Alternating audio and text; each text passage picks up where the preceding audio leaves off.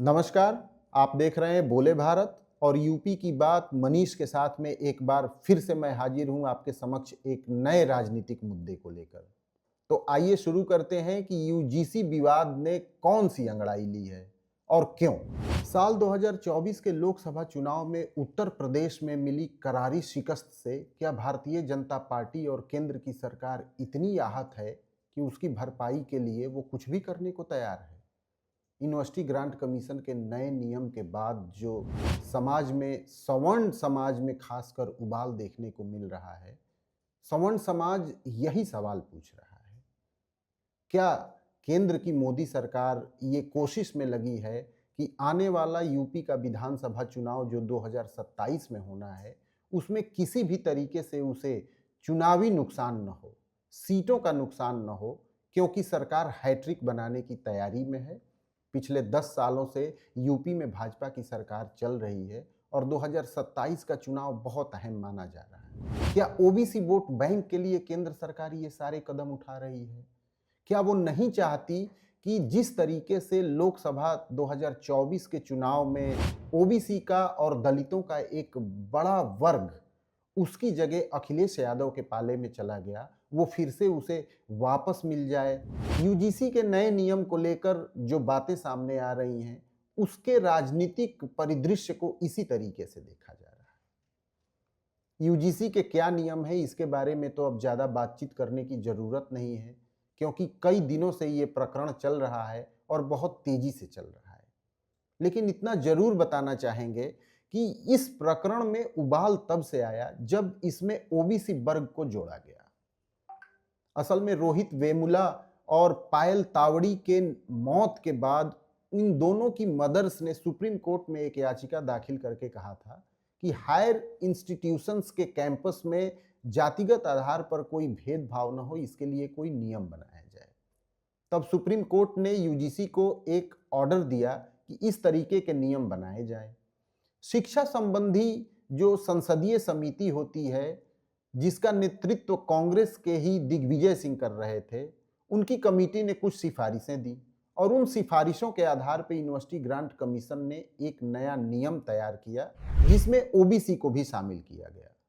ये नियम पहले से अस्तित्व में था, लेकिन इसमें सिर्फ एससी और एसटी के बच्चों के लिए नियम बनाए गए थे। दिग्विजय सिंह की अध्यक्षता वाली कमेटी ने इसमें ओबीसी को भी शामिल करने की सिफारिश की और यूनिवर्सिटी ग्रांट कमीशन ने उनकी सिफारिश को मानते हुए इसमें ओबीसी को भी शामिल किया। उसके बाद से इसके विरोध की हवा तेज हो गई। जब 13 जनवरी को यूजीसी के नए रेगुलेशन के बारे में लोगों को पता चला, तो अचानक से पूरे देश में सवर्ण समाज के लोगों के बीच उबाल पैदा हो गया। उनका ये कहना है कि कैंपस में सवर्ण समाज के बच्चों के खिलाफ बहुत नाइंसाफी हुई। असल में नए नियम में एक और बदलाव किया गया है और वो बदलाव ये है कि यदि शिकायत झूठी पाई गई तो शिकायतकर्ता के खिलाफ कोई कार्रवाई नहीं की जाएगी। इसके पीछे तर्क ये दिया गया कि यदि शिकायतकर्ता के खिलाफ कार्रवाई का प्रावधान रहेगा तो बच्चे शिकायत करने से डरेंगे। सवर्ण समाज इसी से सबसे ज्यादा खफा है। उसे लगता है कि कैंपस में झूठी शिकायतों में उसे फंसाया जा सकता है। हर रोज इस मामले में एक नया विवाद, एक नया नाम जुड़ रहा है। अब तो केंद्र की मोदी सरकार और यूजीसी के खिलाफ जो लोग लंबे समय से बोलते रहे हैं, अब वो भी उसके पक्ष में आके खड़े हो गए हैं। इनमें बड़ा नाम आजाद समाज पार्टी के अध्यक्ष चंद्रशेखर रावण का है। उन्होंने कहा है कि यूजीसी का नया नियम कैंपस में अनुसूचित जाति, जनजाति और ओबीसी के बच्चों के लिए कवच का काम करेगा और सरकार इसे वापस नहीं ले सकती। अब यह भी समझने वाली बात यह है कि चंद्रशेखर ने यह क्यों जोड़ा कि सरकार इसे वापस नहीं ले सकती। असल में कुछ गहमा गहमी इस बात की चल रही है कि यूजीसी के नए रेगुलेशन की समीक्षा की जा सकती है और केंद्र सरकार इसके अध्ययन के लिए कोई कमेटी बना सकती है। दूसरी तरफ यूपी से ताल्लुक रखने वाले ओबीसी लीडर्स, जिनमें स्वामी प्रसाद मौर्य और अजय कुमार लल्लू का नाम शामिल है, इन्होंने ट्वीट करके एक अलग ही राग आलापना शुरू कर दिया है। उन्होंने यूजीसी के इस नियम को केंद्र सरकार का एक छलावा करार दिया है। उन्होंने कहा कि सरकार दरअसल जो बड़े मुद्दे हैं उसको इस छोटे से मुद्दे की आंच में, उसकी आगोश में ढकना चाह रही है। स्वामी प्रसाद मौर्य यूपी के कद्दावर नेता रहे हैं। वे बसपा सरकार में मंत्री थे और फिर भाजपा सरकार में भी मंत्री रहे। फिलहाल उन्होंने अपनी अलग पार्टी बनाई है। वहीं अजय कुमार लल्लू कांग्रेस के प्रदेश अध्यक्ष थे और इस समय उड़ीसा के प्रभारी हैं। इन दोनों ही लोगों ने ये कहा है कि शिक्षण संस्थानों में बड़े पैमाने पर रिजर्व कैटेगरी की सीटें खाली हैं, यानी प्रोफेसर्स, रीडर्स और लेक्चरर्स की जितनी सीटें हैं जो कि रिजर्व कैटेगरी के अंतर्गत आती हैं, वो खाली हैं, उन पे नियुक्तियां नहीं की जा रही हैं। और जब उनकी नियुक्तियों का मामला उठाया जाता है तो सरकार उसे दबा लेती है। यूजीसी का नया नियम भी उसको दबाने की दिशा में उठाया गया एक कदम है। तो आखिर सरकार क्या चाहती है? इसमें तो कोई दो राय नहीं कि ओबीसी का वोट बैंक एक बहुत बड़ा वोट बैंक है। यूपी की कुल जनसंख्या का लगभग 50% ओबीसी समुदाय से आता है। चुनाव में उसकी धमक भी दिखती रही है और भारतीय जनता पार्टी ने राज्य के बड़े ओबीसी लीडर्स को साथ लेकर सत्ता का रास्ता भी तय किया है। याद करिए 2017 से पहले क्या स्थिति थी। 2017 से पहले भारतीय जनता पार्टी यूपी के विधानसभा चुनाव में महज कुछ सीटों पर सिमट के रह जाती थी। लेकिन 2017 के चुनाव में अमित शाह ने एक नई रणनीति बनाई और जातिगत आधार पर जो ओबीसी समुदाय के नेता थे उनको उन्होंने अपने साथ लिया।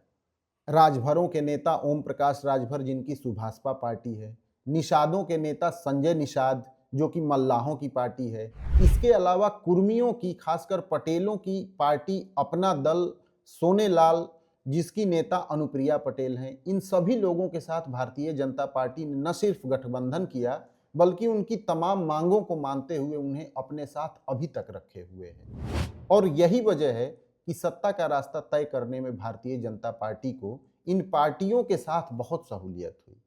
लेकिन 2024 के चुनाव में संविधान बदले जाने का नैरेटिव ऐसा कायम हुआ कि उसकी सारी सफलता धरी की धरी रह गई। 2024 में भारतीय जनता पार्टी को करारी हार का सामना उत्तर प्रदेश में करना पड़ा और इन ओबीसी लीडर्स के अपने वोट बैंक और दलित वोट बैंक के सहारे अखिलेश यादव को 37 सीटों पर जीत मिली। वो अखिलेश यादव जिनकी समाजवादी पार्टी को पिछले लोकसभा चुनाव में महज 5 सीटें मिली थी, लेकिन 2024 के चुनाव में 37 सीटें मिली और गठबंधन में साथ लड़े कांग्रेस को भी 6 सीटें मिली।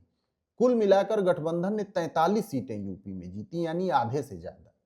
तो ऐसे में समझा जा सकता है कि ओबीसी वोट बैंक का क्या महत्व है यूपी के चुनाव में। लेकिन अब सबसे बड़ा संकट ये हो गया है कि यूजीसी के इस नियम में क्या कोई बदलाव हो सकता है? क्या यूजीसी अपना ये नियम वापस ले सकती है?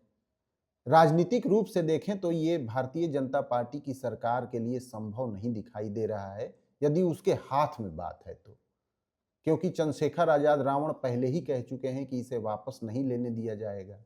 और क्या ओबीसी समुदाय में इस नियम के आने के बाद जो खुशी की लहर फैल गई है, उनको इस नियम को वापस लेके क्या सरकार उनको मायूस करना चाहेगी?